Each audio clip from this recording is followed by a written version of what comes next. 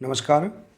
राज्य शिक्षा केंद्र मध्य प्रदेश भोपाल द्वारा मिशन अंकुर कार्यक्रम के अंतर्गत संचालित कक्षा 1 और 2 के लिए समग्र प्रगति पत्रक HPC शिक्षा सत्र 2022-23 के लिए नए प्रगति पत्रक जारी किए गए हैं।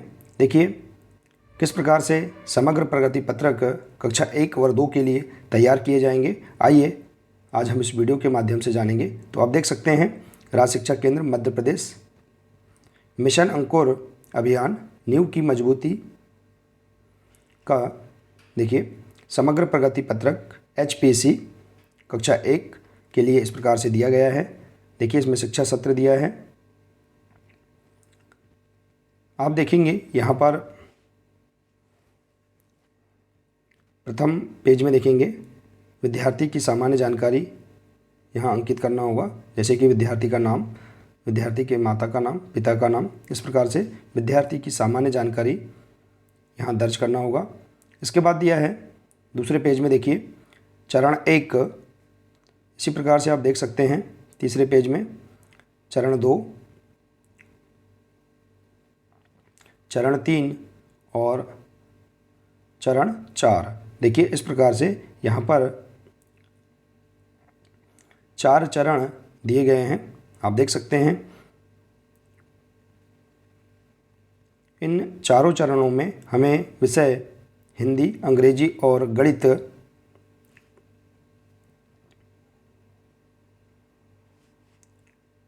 की जो हमें अभ्यास पुस्तिका दी गई हैं उनके आधार पर हमें यहाँ पर जानकारी भरना होगा। देखिए चरण 1 में हम सप्ताह 1 से 11 तक अंकुर अभ्यास पुस्तिका के पूर्ण होने पर अपेक्षित सीखने की प्रगति अर्थात आवधिक आकलन जो 1 है सप्ताह 12 का, उसके आधार पर विषय हिंदी, अंग्रेजी और गणित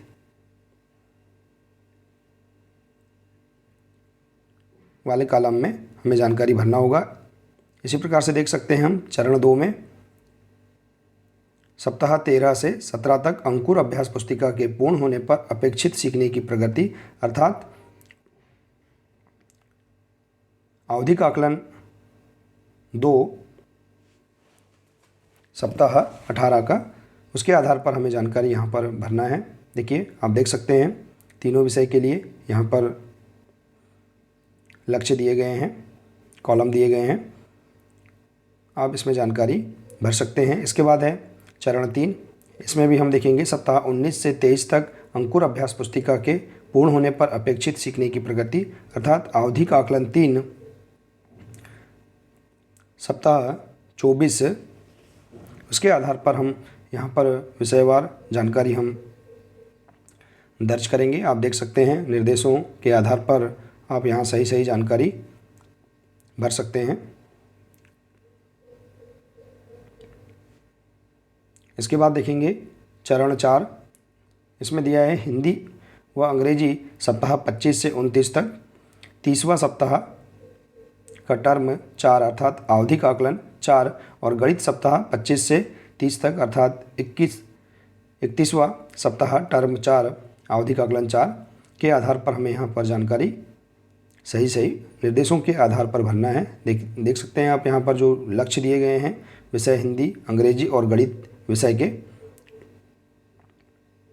इनमें आपको सही जानकारी आवधिक आकलन 4 के आधार पर भरना है। आप यहाँ निर्देशों को देख सकते हैं, निर्देशों का अध्ययन कर सकते हैं। इसके बाद देखिए अगला पेज है, इसमें दिया है बच्चे की प्रगति के संबंध में शिक्षक की टिप। तो देखिए यहाँ पर बच्चे की जो प्रगति है उसके संबंध में शिक्षक की टिप क्या होगी, यहाँ दिया है। हमने पूर्व में देखा था प्रथम चरण, द्वितीय चरण, तृतीय चरण और चतुर्थ चरण। इसमें देखिए उसके जो प्रथम चरण में विकासात्मक लक्ष्य, निपुण लक्ष्य दिए हैं। विकासात्मक लक्ष्य पहला, विकासात्मक लक्ष्य दूसरा और विकासात्मक लक्ष्य तीसरा। इस प्रकार से चारों चरणों की विकासात्मक जो लक्ष्य हैं पहला, दूसरा, तीसरा, इनमें जानकारी हमें भरना है। तो देखिए इनमें शिक्षक की टिप यहाँ पर नीचे उदाहरण स्वरूप दिया गया है कि शिक्षक किस प्रकार से प्रत्येक चरण में जो विकासात्मक लक्ष्य दिए गए हैं इनमें टिप किस प्रकार से भर सकते हैं, यहाँ देखिए उदाहरण स्वरूप दिया गया है, आप देख सकते हैं, इनका अध्ययन कर सकते हैं। इस प्रकार से टिप हमें यहाँ पर इसके प्रत्येक चरण में जो विकासात्मक लक्ष्य दिए गए हैं, तीनों लक्ष्य दिए गए हैं, इनमें जानकारी आपको भरना है, आपको टिप्पणी लिखना है इस आधार पर, आप देख सकते हैं। इसके बाद दिया है, देखिए यहाँ दिया है बच्चे के कौशल में वृद्धि के संबंध में पालक की टीप, उपयुक्त विकल्प पर सही का निशान लगाएं। तो देखिए यहाँ पर जो विकल्प दिए गए हैं, जैसे प्रगति की स्थिति, हिंदी, अंग्रेजी और गणित विषय, देखिए यहाँ पर दिया है बहुत सुधार हुआ है, कुछ सुधार हुआ है, अधिक अभ्यास की आवश्यकता है। तो देखिए यहाँ पर जो प्रथम चरण, द्वितीय चरण, तृतीय चरण और चतुर्थ चरण दिए गए हैं, तो हम देख सकते हैं यहाँ पर जो प्रगति की स्थिति है उसमें यहाँ पर किसी एक विकल्प में हम प्रत्येक चरण में, जैसे कि यहाँ पर प्रथम चरण है तो जैसे कि इसमें दिया है बहुत सुधार हुआ है, तो हम यहाँ पर एक टिक लगा सकते हैं। इसी प्रकार से द्वितीय चरण में हम देखेंगे हिंदी विषय के लिए, इसमें भी हम यहाँ पर उसकी जो स्थिति है उसमें एक टिक लगा सकते हैं, और तृतीय चरण और चतुर्थ चरण इसमें भी हम यहाँ पर हिंदी विषय के लिए एक एक टिक प्रत्येक चरण में लगा सकते हैं। इसके बाद अंग्रेजी विषय, इसमें भी इसी प्रकार से हम टिक उपयुक्त विकल्प पर लगा सकते हैं। इसी प्रकार से गणित विषय के लिए भी हम टिक लगा सकते हैं। तो इस प्रकार से आप देख सकते हैं बच्चे के कौशल में वृद्धि के संबंध में पालक की जो टीप है उसमें राइट का निशान लगाएं। इसके बाद दिया है, देखिए पालक द्वारा कोई अन्य टिप्पणी, तो पालक के द्वारा जो कोई अन्य टिप्पणी यहाँ दी जाती है तो उसे आप लिख सकते हैं। इसके बाद पालक के हस्ताक्षर दिनांक सहित, शिक्षक के हस्ताक्षर दिनांक सहित और प्रधान अध्यापक के हस्ताक्षर दिनांक सहित, इस प्रकार से आप यहाँ पर हस्ताक्षर भी कर सकते हैं। देखिए तो इस प्रकार से यहाँ देखिए आप देख सकते हैं ये 6 पेज में इस प्रकार से कक्षा 1 के लिए जो प्रगति पत्रक दिया गया है इसमें 4 चरण दिए गए हैं।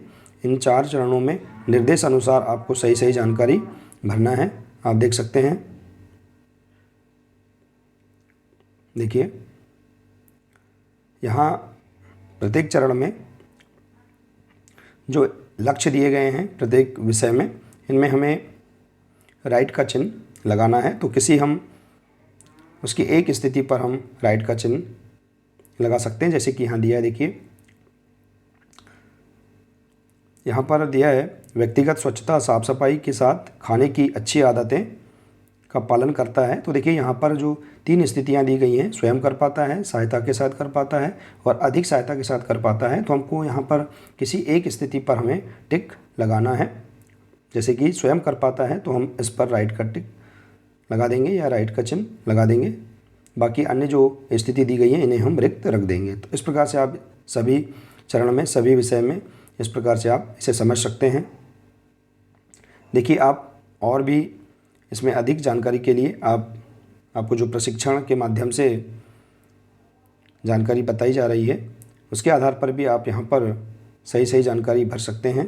देखिए और आप अपने वरिष्ठ अधिकारियों से भी इस संबंध में मार्गदर्शन प्राप्त कर सकते हैं। देखिए तो इस प्रकार से मिशन अंकुर अभियान के अंतर्गत कक्षा 1 और कक्षा 2 के लिए समग्र प्रगति पत्रक तैयार किए गए हैं। इन्हें विद्यालय स्तर पर शिक्षक द्वारा भरा जाना है। आइए अब देखते हैं कक्षा 2 के लिए भी प्रगति पत्रक किस प्रकार से है।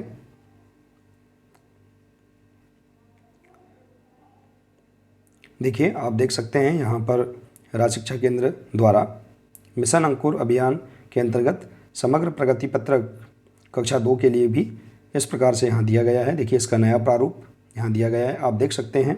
देखिए इसके प्रथम पेज में विद्यार्थी की सामान्य जानकारी हमें अंकित करना होगा। सामान्य जानकारी के लिए दिया गया है। देखिए आप यहाँ पर देख सकते हैं कि विद्यार्थी की कौन कौन सी जानकारियाँ हमें यहाँ दर्ज करना है।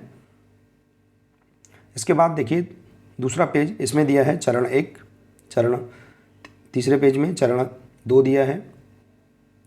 देखिए इस प्रकार से तीसरे पेज में हम देख सकते हैं चरण 2 है। इसी प्रकार से चौथे पेज में हम देखेंगे चरण 3 और इसी प्रकार से 5वें पेज में चरण 4 है और 6वें पेज में आप देख सकते हैं बच्चे की प्रगति के संबंध में शिक्षक की टिप और पालक की टिप क्या होगी, इससे संबंधित जानकारी इस प्रकार से आप यहाँ देख सकते हैं। तो देखिए इस प्रकार से यहाँ पर राज्य शिक्षा केंद्र द्वारा मिशन अंकुर कार्यक्रम के अंतर्गत कक्षा 1 और 2 के लिए प्रगति पत्रक तैयार किए गए हैं। इन्हें विद्यालय स्तर पर किस प्रकार से भरा जाना है, आप निर्देशों के आधार पर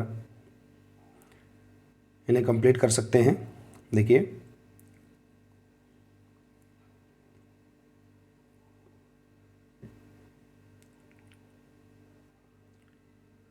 देखिए हमें प्रशिक्षण के दौरान इन्हें भरने के लिए महत्वपूर्ण जानकारी हमें दी जा रही है। इन्हें किस प्रकार से भरना है आप देख सकते हैं।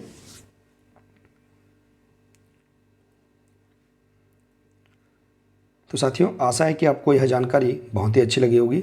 जानकारी अच्छी लगी हो तो प्लीज़ इसे अधिक से अधिक अपने अन्य दोस्तों के साथ शेयर करें, वीडियो को लाइक करें और इसी प्रकार के इसके आगे की अन्य जानकारियाँ प्राप्त करने के लिए आप हमारे इस चैनल से बने रहिए। इस चैनल को सब्सक्राइब अवश्य कर लें।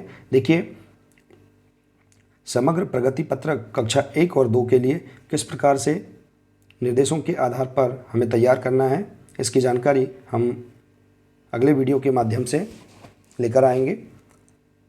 तो आप हमारे इस चैनल पर बने रहिए। मिलते हैं अगले नए वीडियो के साथ। नमस्कार।